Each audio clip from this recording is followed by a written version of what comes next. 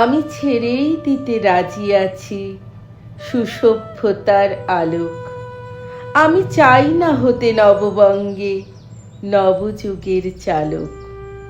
আমি নাইবা গেলাম বিলাত, নাইবা পেলাম রাজার খিলাত। যদি পরজন্মে পাইরে হতে ব্রজের রাখাল বালক, তবে নিবিয়ে দেব নিজের ঘরে সুসভ্যতার আলোক। যারা নিত্য কেবল ধেনু চড়ায় বংশী বটের তলে, যারা গুঞ্জা ফুলের মালা গেঁথে পরে পরায় গলে, যারা বৃন্দাবনের বনে সদাই শ্যামের বাঁশি শোনে, যারা যমুনাতে ঝাঁপিয়ে পড়ে শীতল কালো জলে, যারা নিত্য কেবল ধেনু চড়ায় বংশী বটের তলে। ওরে বিহান হলো, জাগরে ভাই, ডাকে পরস্পরে। ওরে ওই যে দধি মন্থ ধ্বনি উঠল ঘরে ঘরে। হ্যারো মাঠের পরে ধেনু চলে উড়িয়ে গোখুর রেণু। হ্যারো আঙিনাতে ব্রজের বধূ দুগ্ধ দোহন করে।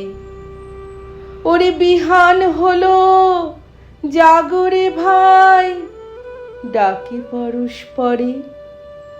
ওরে সাঙন মেঘের ছায়া পড়ে কালো তমাল মূলে। ওরে এপার ওপার আধার হলো কালিন্দির কূলে। ঘাটে গোপাঙ্গনা ডরে কাঁপে খেয়া তরির পরে। হ্যারো কুঞ্জ বনে নাচে ময়ূর কলাপ খানি তুলে। ওরে সাঙন মেঘের ছায়া পড়ে কালো তমাল মূলে। মোরা নবনবীন ফাগুন রাতে নীল নদীর তীরে। কোথা যাব চলি অশোক বনে শিখিপুঞ্জ শিরে। যবে দোলার ফুলরাশি দিবে নিপো শাখায় কষি। যবে দক্ষিণ বায়ে বাঁশির ধ্বনি উঠবে আকাশ ঘিরে। মোরা রাখাল মিলে করব মেলা নীল নদীর তীরে। আমি হব না ভাই নববঙ্গে নবযুগের চালক।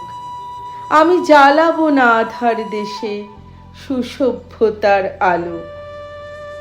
যদি ননি ছানার গায়ে কোথাও অশোক নিপের ছায়ে, আমি কোনো জন্মে পারি হতে ব্রজের গোপ বালক। তবে চাই না হতে নববঙ্গে নবযুগের চালক।